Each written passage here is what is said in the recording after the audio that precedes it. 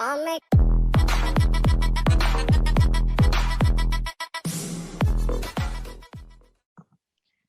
so hi everyone, welcome to the CATKing NMAT series. We have Piyush with us here, who has converted Nmims and amazingly got a merit rank 10 overall, all India. So that's brilliant. Congratulations, Piyush, on the rank and making it to Nmims. Thank you so much, ma'am. Thank you. Lovely. So Piyush, tell us something like, you had a 261 score. So was your PI and the WAT, which is an absolutely new process this year, easy for you, or how was it? Like, what was your entire interview like? So it definitely wasn't easy. I was actually quite stressed before the whole process happened because uh, they announced the interview dates earlier in that week, and I had my interview on the same week on Friday, which was day 2 of interviews. So I had barely any time to prepare for that, but so I was naturally very stressed. Um, I think the SOP gave me a direction to talk about in my interview.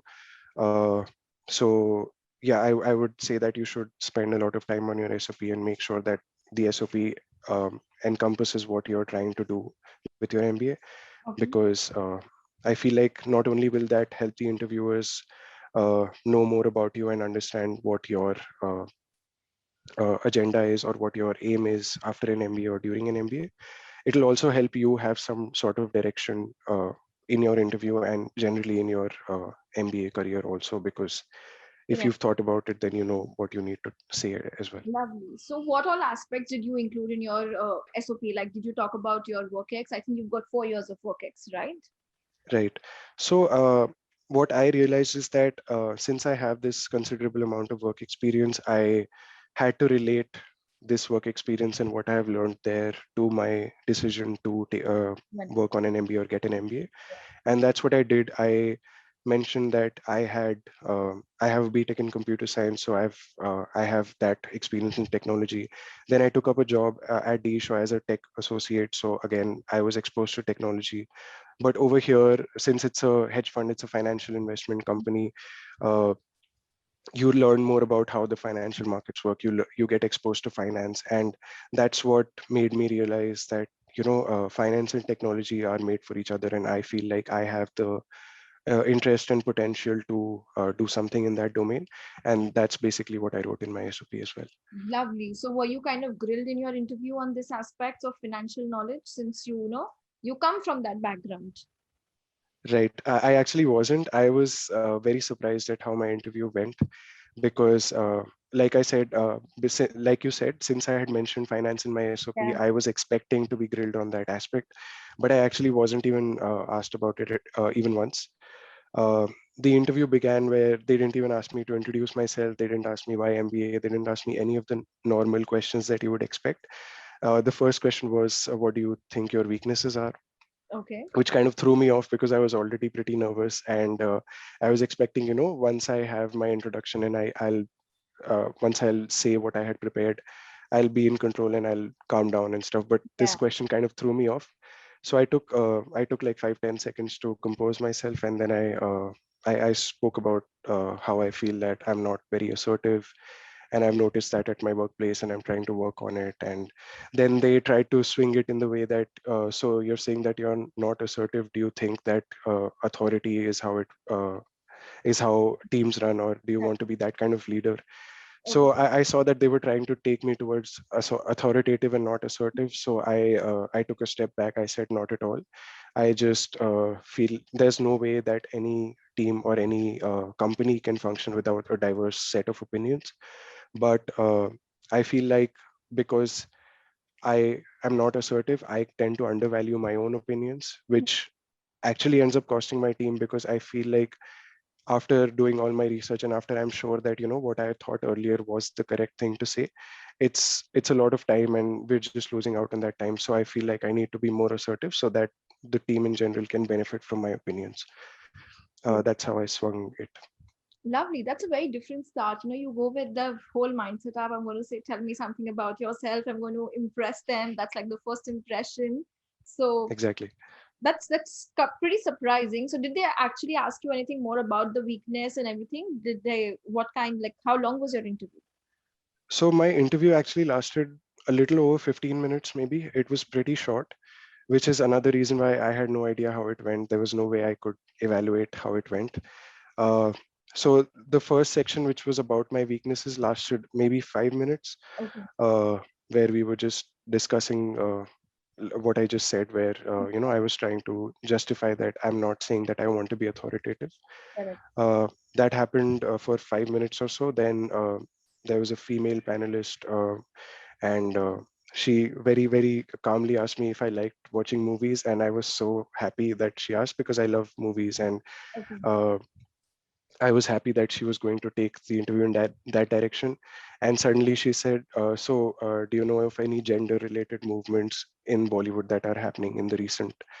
So Okay. now when she said gender-related, my first thought was, trans versus cisgendered and the third gender, Okay. and that's what I was thinking, and I couldn't think of anything. So I just said, I'm sorry, I don't know if this is specific enough, but I just mentioned the Me Too movement because I was aware that that had happened in the recent past. And it turned out that that's what she was asking me for. So I Okay. clarified that it took me so long to come up with this because I was confused between the whole, Hmm. third gender question or just Okay. feminist question. Yes. So then she asked me to name two female CEOs. I immediately remembered Kiran Mazumdar-Shaw from Biocon, but I couldn't Roshni Nadar didn't strike me immediately, and I couldn't remember if Indra Nooyi is still the CEO of PepsiCo. So I said I can't remember any other CEOs, but I mentioned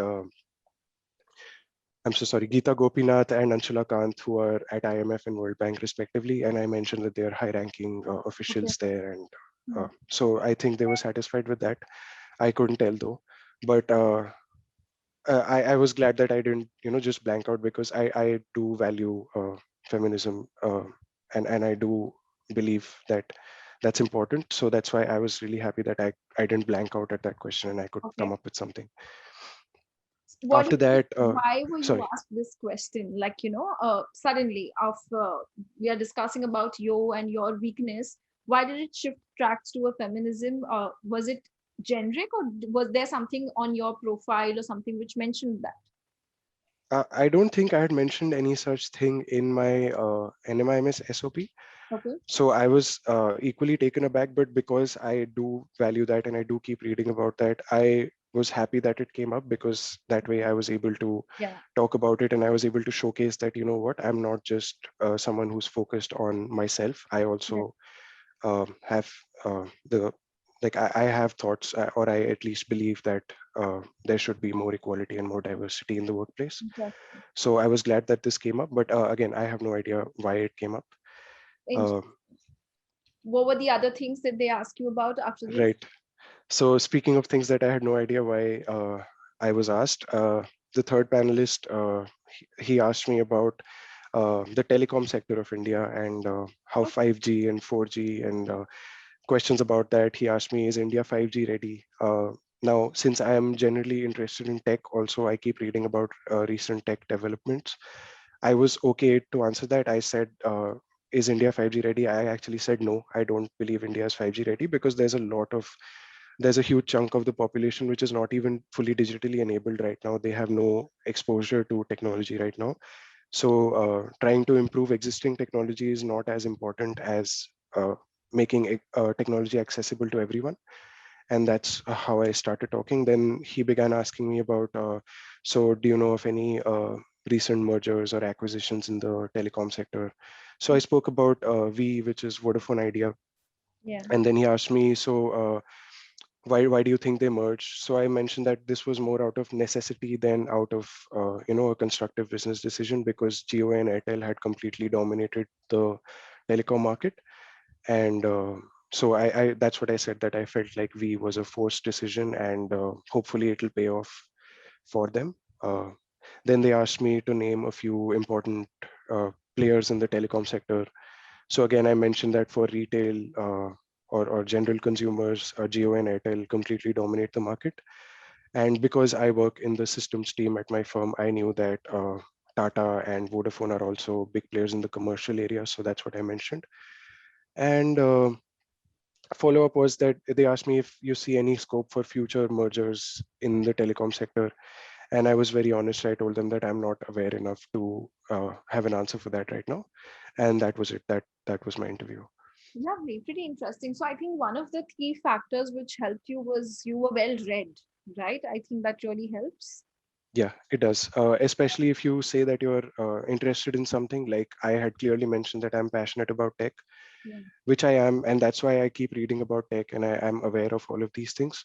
So it's important that, especially in your SOP, when you mention that you're passionate about something, make sure you are actually passionate about it and you are aware of anything recent that has happened in that sector, because I'm guessing this is where the questions came from, because I had mentioned that I'm passionate about technology, which is a very broad term. It doesn't necessarily mean just hardware or software or something like that. It includes telecom as well. So yeah, it does pay to be aware of uh, the sector that you're passionate about.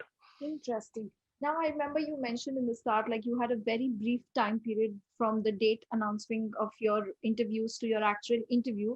So, what did you do in this entire time span to prepare, like, to make sure that you are ready for the first important interview of your life? Right. So I had actually, after I got my NMAT 261, I had messaged you and you told me that I should start preparing for interviews. So I did. I signed up for the CATKing mock interviews. I gave two mocks. The first one jolted me awake, made me realize that I'm not prepared to give an interview at all at this point. Uh, I was asked about Anshula Kant and Geeta Gopinath, which I had no idea, and I actually went back and read about it. And the second interview, I feel like it was a very insightful experience for me, because the person, the interviewer there, I think it was Mr. Sagar who interviewed me, and uh, he had a similar profile to me. He had worked in the technology sector, then he went to NMIMS for MBA and stuff like that. So he had very insightful advice for me after my interview. I think my interview ran a lot longer than my previous one. I think we spoke for about 20-25 minutes, out of which I think he took 5 minutes to introduce himself and his experience and why he thinks he's the right person to be interviewing me. Then we had my interview, and then he said, you know what, you said these things. That's a good way to, or that's a bad way to go about it. And he told me how I should link everything together. And that actually helped me with my SOP also, because he was the one who pointed out that, you know what, you should link everything that you've done. You're working in a financial services industry, so you should link that with your Yes. MBA plans. And that actually really helped me, and it was quite insightful there. Lovely. I'm glad that the team was able to help you to, make sure you are in the game and giving your interviews well. So that's amazing. And any parting thoughts and feedback or tips for all the future NMIMS interview aspirants? Certainly, I believe that I strongly believe that NMIMS and most other business schools are looking for people who are honest in what they say. So if you, for example, if you don't know something, be honest about it. And if you're saying that you know something, you have to be well read. You have to know why you are able to say that. You have to be able to justify that. And most importantly, I know it's cliche, but please don't be nervous, because um, if I hadn't snapped out of my nervousness when they asked me about my weakness, I would have blanked out, and I probably wouldn't have been able to convert my NMIMS interview. So don't be nervous. If you feel caught off guard, just ask them for time and drink water. That really helps. And as cliche as it sounds, it does help. So yeah, don't be nervous, and just be honest. Lovely. That's an amazing piece of advice, guys. I think you'll hear this a lot from everybody, that don't be nervous and be honest, but you'll actually understand it once you go through the whole journey yourself. So thank you so much, Piyush, for all your lovely insights, and wish you all the best for the next 2 years of your MBA. Thank you, ma'am. Thank you.